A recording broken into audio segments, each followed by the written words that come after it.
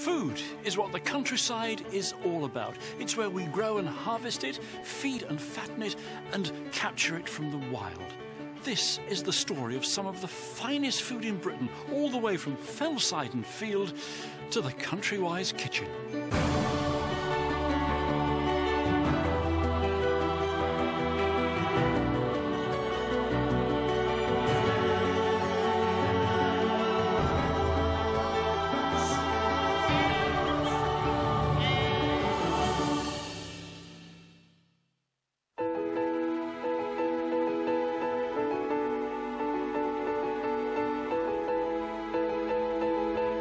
It's that time of year when everything's got a very wintry feel to it. It seems as though the countryside is going to sleep. It's biding its time till the spring comes. Well, that is not entirely true, because the people who live and work here to put some of the finest food on our plates, well, for them, this is the busiest time of year. Our journey begins in Cumbria, high on the Lake District fells. Coniston lies in the heart of the Lake District National Park, sandwiched between Coniston Water and some of the Lake District's highest peaks. We're not here for the scenery though, but to taste the food that's so much a part and parcel of this landscape. I've come to Yew Tree Farm, once owned by the author Beatrix Potter. Today it's in the hands of the National Trust and tenant farmed by John and Caroline Watson. I found John high on the fells with his flock of Herdwick sheep. Wait a minute. Why do you keep Herdwick sheep up here? Well, they're really native to the Lake District, and they're very hardy, and they can withstand our climate. And the climate here is, well, it can be harsh, can't it? It can be very harsh, and it's very unpredictable. It's a bit on the harsh side this morning. Oh, this isn't harsh. Isn't it? What's real Lakeland weather like? Wet. And the Herdwick sheep don't mind that? No, they'll quite happily stand and graze whilst it's raining, where a lot of sheep would go and stand under a wall, keep out of the wind and the cold. The Herdwicks just put their head down and carry on grazing. They obviously live a different life, but they grow a different kind of way, don't they? Yeah, they're a lot slower growing. We don't kill anything under a year old.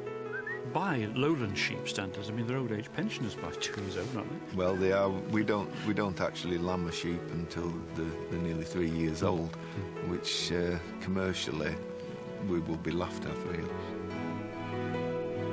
And yet, it's because Herdwicks grow so slowly that they're in such demand. Herdwicks make famously tasty mutton, a traditional meat produced from sheep that are at least a year old, and very often 2 or 3. Come by. Once a regular on British dinner tables, mutton fell out of favour after the war, but it's now very much back in fashion. Back down at the farm, John's wife Caroline has offered to show me round. I absolutely love it. The Watsons butcher all their own meat and sell their Herdwick mutton direct to the public, both online and straight from the farm gate.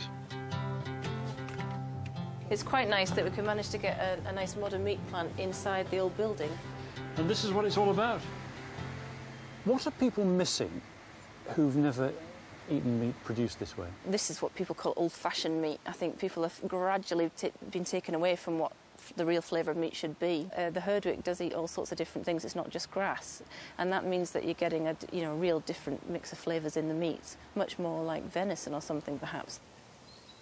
What's the extra satisfaction in taking it all the way from animal to something you can wrap up and take away? A massive amount of pride in to see that the animal right the way from the beginning to the end, and knowing that it's had a wonderful life as well, which is hugely important to me, the welfare of the animal. And then we get to speak to the customer at the end and find out how they've enjoyed it on their plate, which is really, amazing.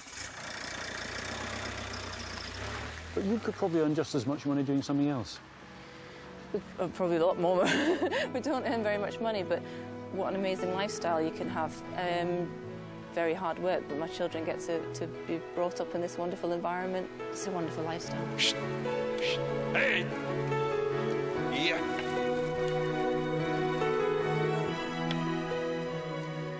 Later in the programme, Chef Mike Robinson will be in the Countrywise kitchen cooking up some of Yew Tree's mutton. At Yew Tree Farm, John Watson is rounding up some of his Herdwick ewes. Welcome. The mutton they produce is at its tastiest best right now. And who better to bring out the flavour than our very own Mike Robinson, who's back in his home county of Berkshire in the Countrywise kitchen. For me, mutton is just about the best meat there is in the winter time. And Herdwick mutton, well, it's just about the best there is. What I'm doing here is cooking a shoulder of mutton. And let's have a look at it. It's dark, it's absolutely gorgeous, there's fat in it, there's tons and tons of flavour. Now, a shoulder like this might sometimes be diced, but I'm going to roast it really simply. And to roast it slowly, we need to protect it. So, I'm going to make a slather, a buttery slather, a real marinade. And to do that, I need not just butter, but garlic and anchovies. Yes, they're really salty and fishy, but when it all comes together, you won't really taste the anchovies. They'll just help season the whole thing. Herbs. I love oregano. Get a big old handful of it. This has come straight out of the garden. And just drop it in there. And rosemary. The two go together really well. And on it goes. So just get it so that it's like a rough paste. And then I'd like a little bit of zing in it. So I'm going to use the zest of a couple of lemons. That looks smashing. Just give it a whiz for 2 seconds. That's it. And all that's done, mixed in the lemon with our paste. And let's have a little look. You can see I've got this beautiful gooey paste, and it's just crammed full of flavour. And so all I've got to do now is slather it all over the mutton. Be generous, use lots. Right, got to think about what it's going to cook in. Need a deep roasting tray, and I'm going to use some vegetables as a bed for the mutton in the roasting tray. So, some shallots. Leave the skins on and cut them in half. The same with the garlic. Right, all I've got to do now, plonk the mutton on board. That's lovely. We've got to add the best part of a bottle of red wine. Straight in. And now we need a lid. First, a layer of greaseproof, and then tin foil to make a really good airtight seal. Now it's going to go in the oven 140 degrees for 6 hours. Very important, nice and low, nice and gentle.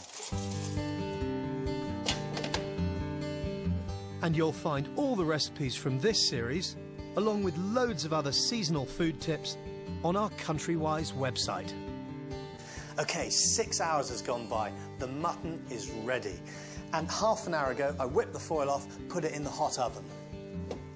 Here we go. Oh, fantastic. Oh, it smells spot on. Here we go, let's get it on here.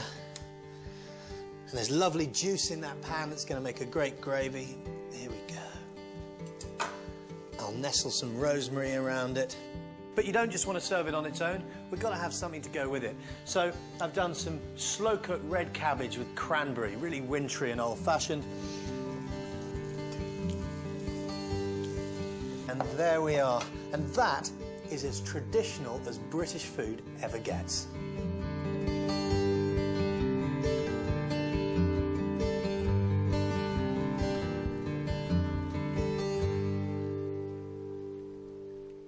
Lakeland has always been an inspiration to poets and to painters, but isn't the food inspiring too? And I'll tell you another good thing about being here. When you've had a fine Lakeland feast, there are plenty of places to go and walk it off. See you next time.